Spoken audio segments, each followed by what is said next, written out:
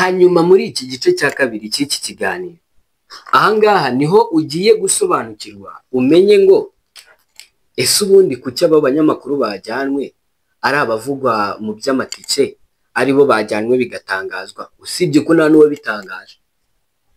Hari APR yigeze bitangaza ayo makuru, APR yigeze yatangaza kugira ngo wumve ko bikomeye. Iki kibazo kirimo abanyamakuru benshi, kirimo n'abantu benshi banakomeye, niyo mpamvu byagizwe ubwiru, niyo mpamvu Rugaju Rigani yarekuwe ntihagire ubitangaza.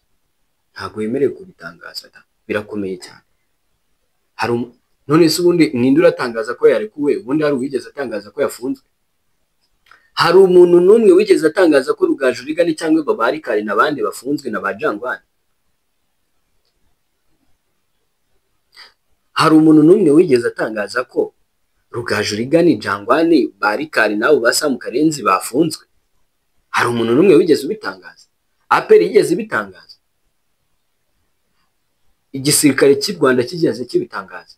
Kumva biri mu rwego rw'igisirikare. Hari urwego rw'igitangazamakuru rwigeze rubitangaza usibye kuvuga ngo biravugwa? Hari uwigeze ugaragaza ifoto byibuze yambaye ipingu? Erega hari ikintu abantu badashaka kumva. Hari ikintu abantu badashaka kumva, dushaka kugendera mu gihuha, dore ko abanyarwanda dukunda ibihuha, mudashaka kumva hano ikibazo kiri. Ahubwo bafunzwe bariye ruswa, bafunzwe bariye ruswa. Mbere na mbere ndagira ngo mubwire ko gufungwa kw'aba bagabo nta hantu na hamwe bihuriye, nta hantu na hamwe bihuriye no kurya ruswa nk'uko abantu bitekereza. Nta hantu na hamwe bihuriye. Donc icya mbere ni ugusobanura, nibigaragara ko wariye ruswa uzafungwa, ariko ntabwo bafungiwe ruswa nk'uko abantu babivuga. Ntabwo nta nubwo bafunzwe, barahamagajwe babashyize muri kasho wenda y'ahantu runaka, sinzi iyo ariyo kuko nta foto n'imwe igaragaza Rugaju. Wenda ari no mu rugo rwe bamubwiye ko atagomba gusohoka mu gihe iperereza riri ko. Hari uzahariritse ubu wahamagara, ntahamagaye telefone ye nticamo. Rikari hari uzahari na Karenzi kuwa gatanu yavuze ko atazahari, wagiye kumva ngo umuntu yafunze, sibyo? Uyu munsi none hari ikibazo, wenda ndahita ninjira kuri yangingo ivuga ngo kuki itangazamakuru rya siporo uyu munsi none ryabaye ikibazo. Ariko se kuba ikibazo si ikibazo, ahubwo kuki kidakemuka? Kuko abantu bakora amakosa mu buzima busanzwe, ahubwo kuki adakosoka? Kandi hari inzego zidushinzwe, hari inzego zishinzwe imiyoborere, hari inzego zishinzwe itangazamakuru RMC, hari ikigo cy'igihugu, hari inzego zitandukanye zishobora, hari na RIB, hari inzego zitandukanye zishobora gutuma amakosa aba muri football, cyane cyane mu banyamakuru bayo, icyo kibazo kigakemuka. Ariko se kuki uyu munsi none icyo kibazo kidakemuka? Ntabwo abantu bashaka kubyumva. Uyu munsi none muri equipe ya APR niba bafunze abo bantu, hari n'abantu bo muri APR ndani bafunze banakomeye, bro, bakomeye, bafunze abo bantu bakaba bafunze, bro, bakomeye cyane. Uyu munsi none abo bantu bakaba bafunze. Ariko none nzaba mbareba ko mwongera kurya amafaranga ya APR. Reka ubu hari uwakongera kuyarya? Ubu APR ni gutumaho ngo tugende mu Misiri, tujye mu mikino mpuzamahanga, uzemera kugenda? Nanjye sinagenda, ibintu birakomeye. Ntabwo nagenda. Ubwo wagenda uzi ko n'abagiye bafunzwe, ubwo urumva wagenda? Gusa iki ni ikimenyetso kigaragaza bya bintu navugaga ku itangazamakuru rya siporo uyu munsi none ryabaye abanyenda mbi, basigaye bafite indambi ku buryo bajya gureba umukino, ku buryo ujya muri ku buryo wumva ngo umunyamakuru yatumijweho na APR n'uzajyana na APR ugahita uvuga ngo urikiriye. Kubera iki? Kuki uyu munsi none umunyamakuru wese urajyana na APR ikiraza kuba kimujyanye arinda kurenza kujya kuzana amakuru? Sinzi niba icyo kintu uri kumva ukuntu kiremereye. Kuki itangazamakuru riri kujyanwa n'inda cyane kurenza uko ryajyanwa no kuzana amakuru ari kuri film? Ubundi se bazana iki? Hari umunyamakuru wari wajyana n'equipe asohotse, usibye kuba nyine bagiye kurya amafaranga wa mugani y'igihugu gusa, hari umunyamakuru wari wajyana na equipe isohotse ngazana interview y'umutoza wa Pyramide, ngazana interview y'abafana ba Pyramide, nkuko tuzane kuri Kigali Pele Stadium, tukazana ama interview y'abatoza, tukazana ama interview y'abakinnyi, tukazana ama interview y'iki.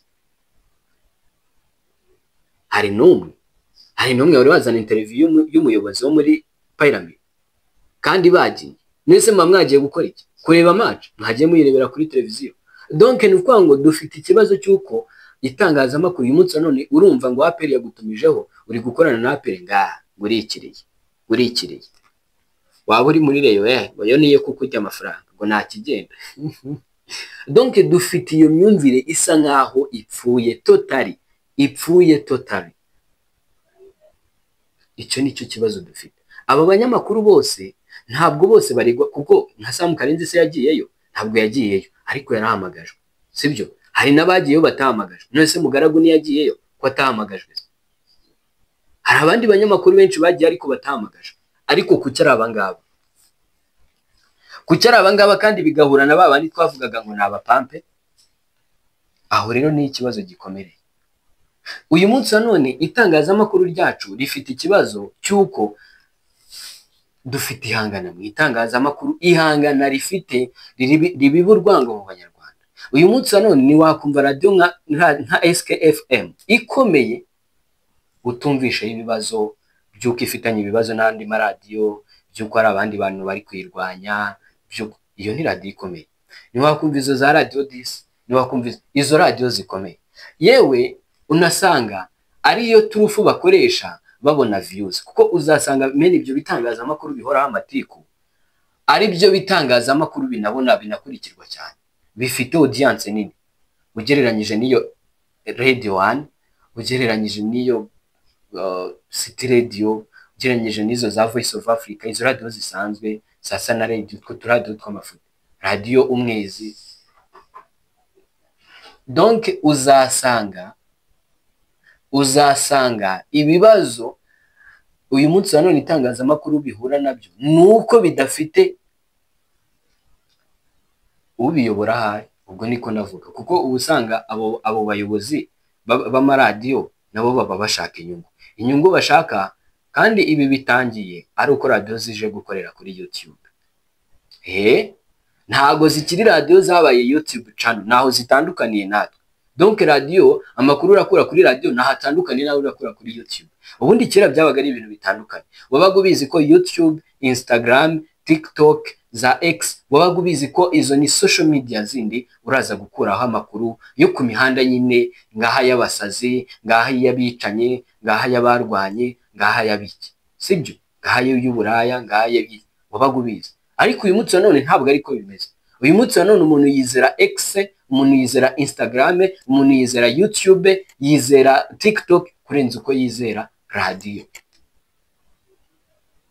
Donc sinzi niba muri kubibona mu myaka 5 iri imbere turaza kuba dufite radio nta muntu ucyumva radio.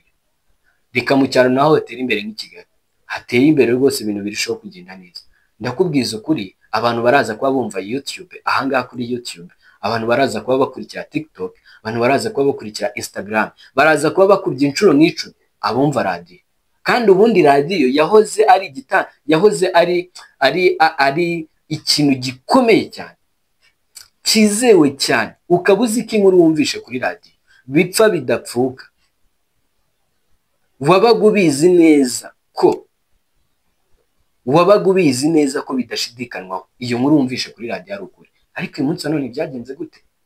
Uyu munsi none umuntu yakeneye kumva amakuru y'intambara, akeneye kumva amakuru yiriwe, ajya kuri YouTube, ashaka amakuru TV akaza kumva amakuru agezweho. Kubera iki uyu munsi none ibintu byahinduye isura? Nuko abo bayobozi b'amaradiyo ntago nzi, nuko ngiye nkunda kuvuga ngo nuko izo radio zitahawe agaciro, kuko YouTube ntabwo ikontororwa donc iyo wakoze cyane ukabona views ibifaranga biraboneka, utazibona ibifaranga ntibiboneka. Donc ni ibintu nyine byibaruka bubizi, bitandukanye no kuri radio. Radio rero ubusanga nabo banyamakuru bazikoraho. None se ari radio hano mu Rwanda ni radio zingahe zihemba umunyamakuru miliyoni? Donc twe tukaba tuzi ngo umunyamakuru mu muntu ukomeye w'umusitari hatari, ariko akaba atinjiza na miliyoni mu kwezi. Niyo mpamvu nabo bagerageza ibishoboka byose cyane cyane ibitangazamakuru rya siporo. Abanyamakuru ba siporo nibo bantu mu Rwanda baciriritse. Itangazamakuru rya siporo, donc abantu baba mu itangazamakuru rya siporo, twebwe banyamakuru ba siporo nitwe bantu duciriritse, nitwe bantu tudafite agaciro, nitwe bantu tudafite amafaranga.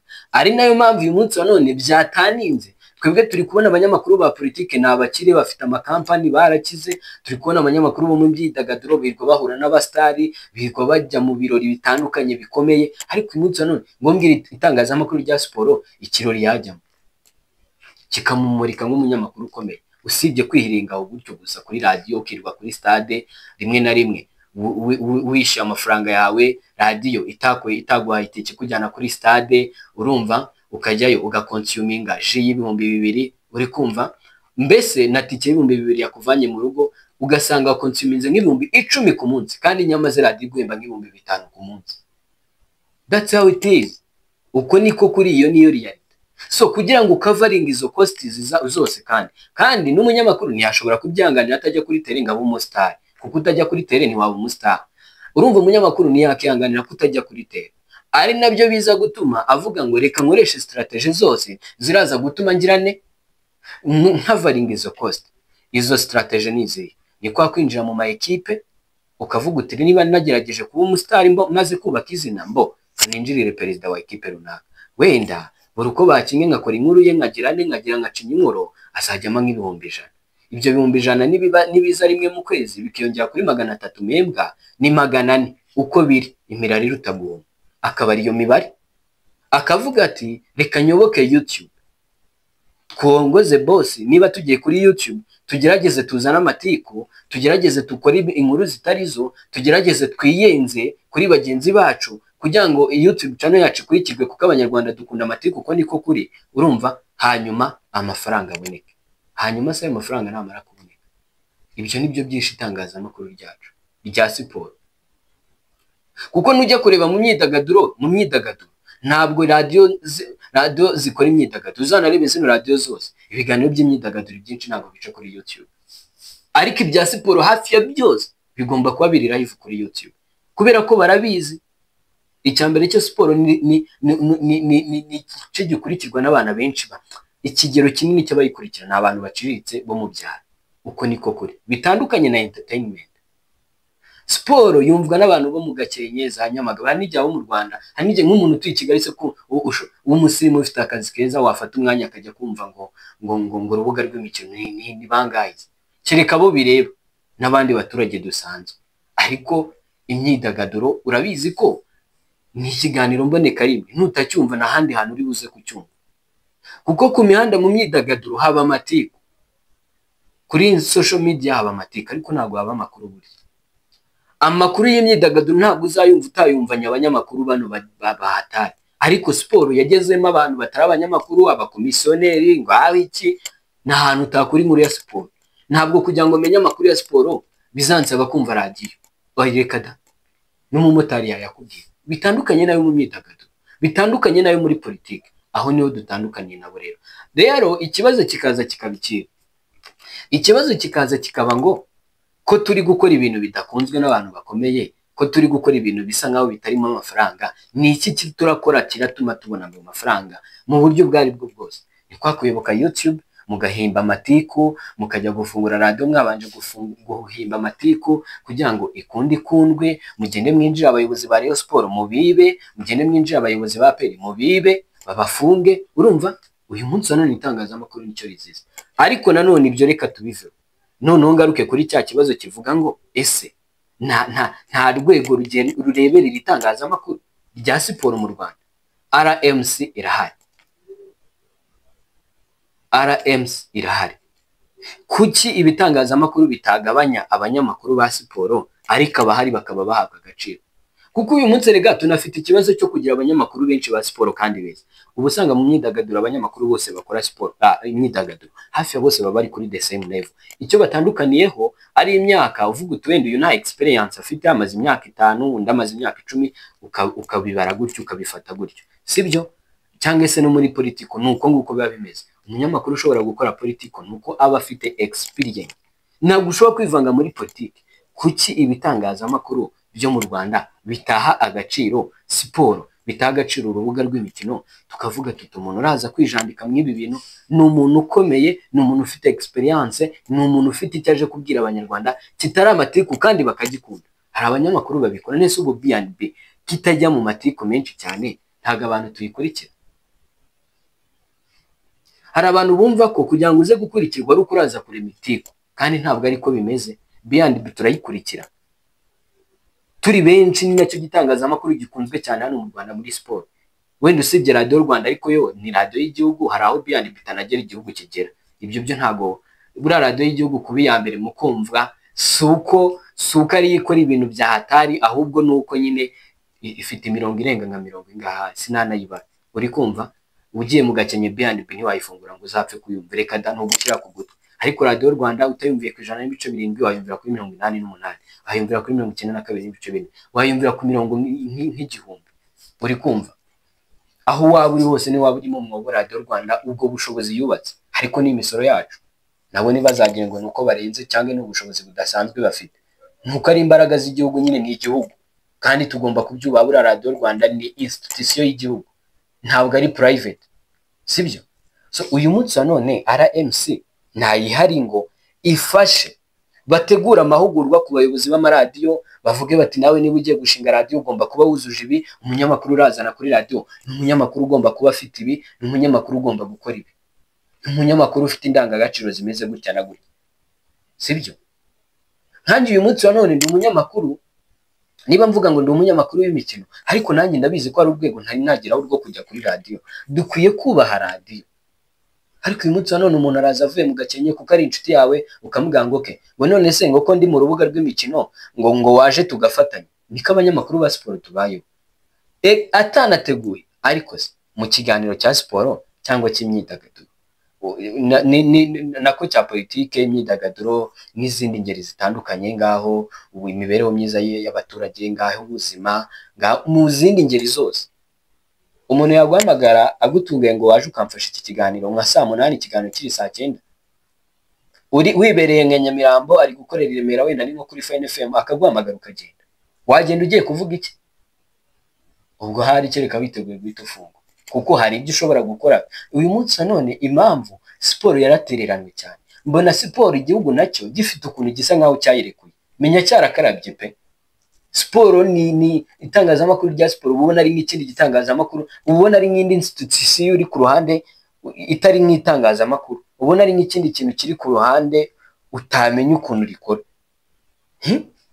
Aho abantu bajya gufata nka interview y'abatoza, njya mbibona i Nyamirambo iyo twagiye, ugasanga n'umwana wavuye mu Gakenke wiyiziye, wifite agatelefone ke kano ka 20 kayitunge, ari kujya gutunga umutoza telefone ngo none se ngo abibonye gute? None se ibyo bintu ntibigaragara? Abantu bari buze kuza Nyamirambo baze barebe ko batabibona. Mu kanya ndaza kuba ndi muze murebe ko mutabibona. Yitunge ya 20 ari n'uwakora ibarakazana cya telefone cya butushi kugira ngo akunde yumve ko afite interview y'umutoza. Kubera iki? Agasuzuguro twasuzuguye siporo. Hanyuma reka nsoze nkubwira ku kintu kijyanye na transfer mu banyamakuru. Uwitwa Rugaju, wenda we nabigarutse sinda nabitindaho, yamaze kuba Rugaju rwose, we ngo yamaze gusezera. Hanyuma ikindi uretse no gusezera, ikindi gihari nuko Rikari, wenda ibibazo bye na KNC nzabigarukaho. Rikari buriya nawe ni umunyamakuru utazaramba kuri SKFM, wenda byo tuzagira igihe cyo kubiganiraho kuko ntago ari ejo arasezera, ko simamya neza ko yabavuye muri biriya bibazo Samukarinze agahita mutura kumusezerera, ariko nawe ari mu nzira zisoka kuri SKFM. Uri kumva? Lorenzo rero mu kwishongora kwinshi, Lorenzo Musangamfura nyuma yo kwerekeza kuri SKFM yakaniye cyane, aravuga ati nanjye hangangiye kwipanga, ngiye kwerekana. Urumva? Ariko nanone Lorenzo abantu ntabwo twamushimye. Yego wenda gutera intambwe ukava kuri radiyo Rwanda, wenda bakwirukanye ugahita ubona radiyo nka SKFM ni byiza, ariko ntabwo twagushimye. Oya, ntabwo twagushimye gufata umunyamakuru mugenzi wawe Rugaju Rigani ngo nuko mufitanye ibibazo ngo mwarwanye, usibye ko na RBA. Ariko reka nsoze kuri Lorenzo, ngo nuko mwarwanye, mwamara kurwana bakakwirukana, bamara kukwirukana kubera ko ngahuye n'ibyago ugahita userebura intsinzi, ngo byagenze gute ngo urishimye ukagaragaza ko wishimye ku mbuga nkoranyambaga zawe. byibuze iyo bigumana mu mutima wawe icyo gihe nawe uba ugaragaje ubukize, ndabyita ngo iki, ububwa, kuko buriya umugabo wishimira ko mugenzi we ari mu byago simamye neza ko ari ubugabo pe, oya, aho ngaho nawe itwara kuninza. Ariko nanone ku rundi ruhande nkagaruka kuri RBA, Radio Rwanda by'umwihariko, abantu bagiranye ikibazo hanze ya mikoro, bagiye kuri tere, hari bagiranye ikibazo cyabo mu buzima bwabo, umunyamakuru umwe araje ngo mu gihe mutarirukana uyu nguyu ngo sindongera gukora. Can you imagine? Uri iki? Rimwe na rimwe ibyo ni nabyo bintu byarakaje Lorenzo. Icyarakaje Lorenzo cyane si ikibazo yagiranye na Rugaju, kuko gushwana kw'abantu ni ibintu bisanzwe, ahubwo icyarakaje Lorenzo ni ikintu cyo kubona Rugaju Rigani mugiranye ikibazo gisanzwe mwebwe ubwanyu, ukijyanye kuri radio urababwiye ngo njye nagiranye ikibazo n'uyu, kitareba radio, urangije uti mu gihe cyose akiri gukora njyewe sindongera gukora. Lorenzo nabonye ari gupostinga ngo ishapure ngo bararwanye, ngo ishapure yarayica. Njyewe numva RBA niba idakunda abanyamakuru bashyamirana yakaba yarabahagaritse bose, kandi iyo bahagarika bose simamya neza ko Lorenzo yari kugira ikibazo gikomeye, ntabwo yari kurakara cyane. Even n'uwo Rugaju yari kurakara akagira aho bigashira, yaba ari abagenda bose bakagenda, kuko ibi byanduje isura. Kandi Lorenzo gukora iyi move agahita ajya kuri SKFM aciye ikintu n'agasuzuguro, aciye agasuzuguro. Aravuze ati mwanyeretse ko mutanyene, kandi none amakuru ahari avuga ko umushara we uraza kuba wikubye kabiri uwo yahembwaga kuri RBA, kuko buriya Lorenzo ni numwe mu banyamakuru bahembwaga make kuri RBA. Ngaye nguko gusa Rugaju Rigani byo mubimenye rwose yaraye arekuwe mu ijoro ryakeye, niyo makuru ahari kandi arizewe.